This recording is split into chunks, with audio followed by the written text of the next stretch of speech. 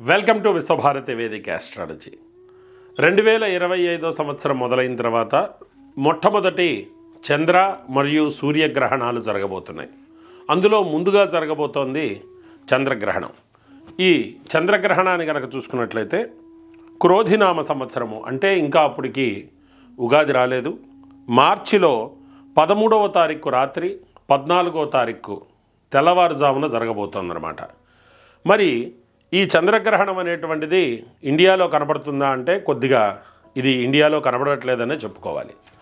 మరి అమెరికాలో ఈ చంద్రగ్రహణం ఎక్కడెక్కడ కనబడబోతోంది, మరి దాని యొక్క వివరాలు ఏంటి అనేటువంటివి ఈ వీడియోలో చూద్దాం. మీరు మన ఛానల్ని మొట్టమొదటిసారి కనుక వీక్షిస్తుంటే దయచేసి సబ్స్క్రైబ్ చేయండి. ఇలాంటి మంచి ఇన్ఫర్మేటివ్ వీడియోస్ పోస్ట్ చేసినప్పుడు మీ దాకా అందుతాయి.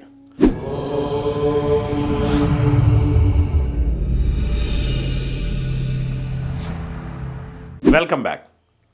2025 సంవత్సరము మార్చి 13వ తారీఖు తెల్లవారితే 14 గనగా ఈ చంద్రగ్రహణం జరుగుతుంది అని చెప్పుకున్నాం. ఆ రోజే హోలీ అవటం కూడా విశేషం, అంటే వసంత పూర్ణిమ అన్నమాట. మరి ఈ వసంత పూర్ణిమ రోజు జరుగుతున్నటువంటి ఈ యొక్క చంద్రగ్రహణం ఏ రాసుల వారికి వర్తిస్తుంది అంటే, గ్రహణ కాలంలో అమెరికాలో ఉత్తరా నక్షత్రం అనేటువంటిది జరుగుతుంది. ఉత్తరా నక్షత్రం 1వ పాదమైనట్లయితే అది సింహరాశి వారికి, అలానే మిగతా 3 పాదాలైనట్లయితే కన్యారాశి వారికి, వెలసి సింహ కన్యా రాశుల వారికి దీని యొక్క ప్రభావం ఉంటుంది. చాలా యూట్యూబర్లు మేరే నక్షత్రాలకి 12 రాసులుంటే ఆ 12 దాదాపుగా 6-7 దోషాలు ఉన్నాయని చెప్తారు. కానీ అది అంత వాస్తవం కాదు. దాదాపుగా సింహరాశికి మరియు కన్యారాశికి తప్ప మిగతా వారందరికీ కూడా మధ్యస్థమ మిశ్రమ ఫలితాలు ఉంటాయి. మరి ఈ ఉత్తరా నక్షత్రంలో జరగబోతున్నటువంటి ఈ గ్రహణం ఏ సమయంలో జరుగుతుంది అన్నటువంటి విషయాన్ని ఇప్పుడు తెలుసుకుందాం. ఈఎస్టీ కాలమాన ప్రకారంగా ఈ గ్రహణం ఎప్పుడవుతోంది అన్నది ఇప్పుడు తెలుసుకుందాం.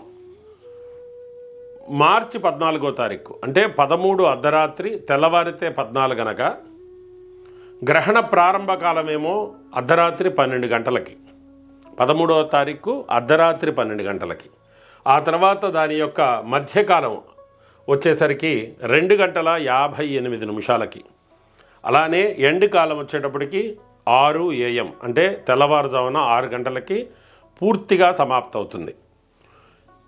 ఈ యొక్క వైదిక పంచాంగంలో దీని యొక్క ప్రమాణం అనేటువంటిది దాదాపుగా 3 గంటలు ఉంటుంది అని చెప్పడం జరిగింది. అంటే ఈ మధ్యలో ఉన్నటువంటి 3 గంటల సమయానికి 1 గంటన్నర ముందు, ఆ తర్వాత 1 గంటన్నర తర్వాత అని మనం అర్థం చేసుకోవచ్చు. మొత్తం మీద ఈ యొక్క గ్రహణం అనేటువంటిది ఈఎస్టీ టైం జోన్లో ఇలా ఉంది.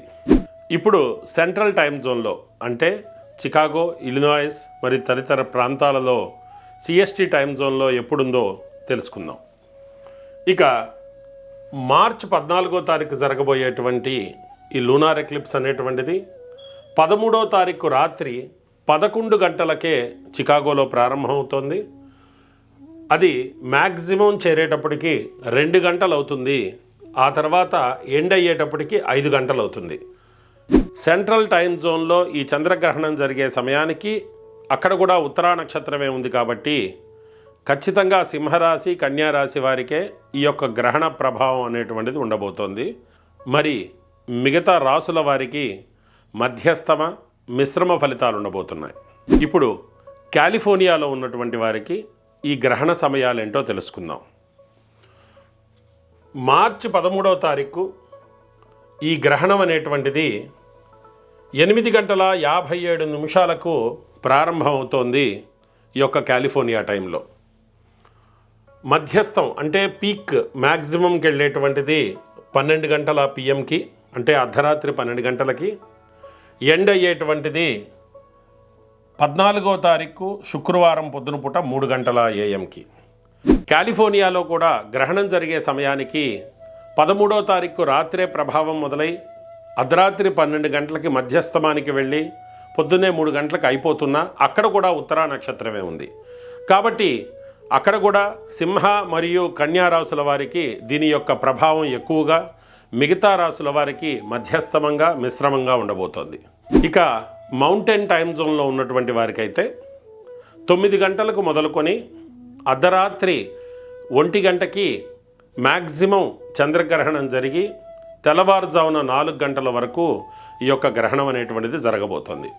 మౌంటైన్ టైం జోన్లో ఉన్నటువంటి వారికి కూడాను ఉత్తరా నక్షత్రంలోనే జరుగుతోంది కాబట్టి సింహ కన్యా రాశుల వారికే ప్రభావం ఉంటుంది. మరి ఈ చంద్రగ్రహణ కాలంలో గర్భిణీ స్త్రీలు తీసుకోవాల్సినటువంటి జాగ్రత్తలు ఏమిటి? ముఖ్యంగా గర్భిణీ స్త్రీలు 13వ తారీఖు సాయంత్రం 6 గంటల తర్వాత ఆహారాన్ని తీసుకోకుండా ఉంటే మంచిది. అంటే సాయంత్రం కంటే ముందే, చంద్రుడు రాకముందే మీ భోజనాన్ని పూర్తి చేసి చక్కగా రాత్రిపూట రెస్ట్ తీసుకోండి. ఎలాగో ఇది అర్ధరాత్రే జరుగుతోంది, ఆ సమయంలో బయట తిరగం కాబట్టి నిద్రపోతూనే ఉంటారు కాబట్టి ఇబ్బంది ఏమీ లేదు. రాత్రి ఉంచినటువంటి ఎటువంటి పదార్థాలని కూడా తర్వాత రోజుకి వేడి చేసుకొని తినటం కానీ, లేకపోతే వండినటువంటి పదార్థాలను నిలవ ఉంచి తినటం కానీ మంచిది కాదు. అది గర్భిణీ స్త్రీలకే కాదు, ఎవరికీ మంచిది కాదు. ఆ తర్వాత రాత్రి వేళల్లో ఏదైనా అత్యవసరమైనటువంటి పరిస్థితులు వస్తే తప్ప ఎటువంటి ఆహార సేవనం లేకపోతే మంచినీళ్ళు లాంటివి తాగకుండా ఉంటే మంచిది. అంటే మరి సాయంత్రం 6 నుంచి తాగకూడదా అండి అంటే కాదు. ఏదైతే గ్రహణం పీక్గా ఉంటుందో ఆ సమయం, అంటే దాదాపుగా మ్యాక్సిమం టైం అని చెప్పాను కదా, దానికి ఒక గంట ముందు గంట తర్వాత. ఇవి ముఖ్యమైనటువంటి నియమాలు. ఒకే దగ్గర పడుకోవాలా, కదలకూడదా అసలు అనేటువంటివి శాస్త్రంలో లేవు. మీరు చక్కగా మీ ఇంట్లో ఉన్నప్పుడు గ్రహణ ఛాయలోకి వెళ్లకుండా ఉంటే చక్కగా పడుకొని మీకు కంఫర్టబుల్గా ఎట్లా ఉంటే అట్లా చేయొచ్చు. ఇవి ముఖ్యంగా ఉన్నటువంటి వివరాలు. ఒకవేళ మీకు ఇంకా ఏవైనా డౌట్స్ ఉంటే దయచేసి కింద కామెంట్లో చెప్పండి. లేదా మీ స్టేట్లో మీ ఊర్లో ఎప్పుడుందో తెలుసుకోదలుచుకుంటే కింద కామెంట్లో మీ ఊరి పేరు రాయండి. ఖచ్చితంగా మీకు ఇది మీ ఊళ్ళో ఏ సమయంలో జరగబోతోంది గ్రహణం అనేటువంటిది వివరించే ప్రయత్నం చేస్తాను. మంగళం మహతు. సర్వే జన సుఖినో భవంతు. మరొక మంచి వీడియోతోటి మళ్ళీ కలుసుకుంటాం. సబ్స్క్రైబ్ చేశారు కదా.